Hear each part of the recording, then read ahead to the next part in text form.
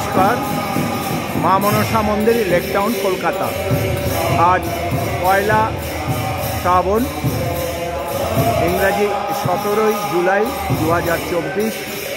গতকাল থেকে আষাঢ় মাসের সংক্রান্তি থেকে গ্রন্থপাড়া মনসা মঙ্গল এখন শুরু হবে রাত 9টা। আজকে একাদশী। প্রত্যেক একাদশী তিথিতে এখানে হরিবাসর হয়, কীর্তন আনন্দ চলছে।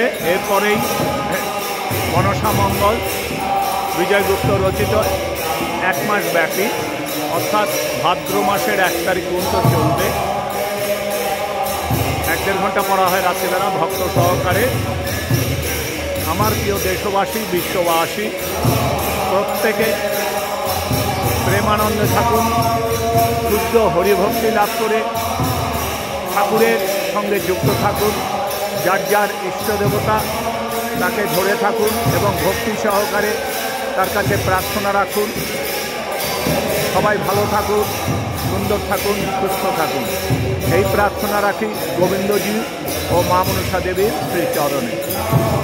আমি সারা বিশ্ব আমার ভক্তের ভগবান। ভগবান একমাত্র ভক্তেরই বশ হয়ে যান, ভক্তকে বক্ষে আর মস্তকে ধারণ করে রাখে, এই জন্য ভক্তের ভগবান।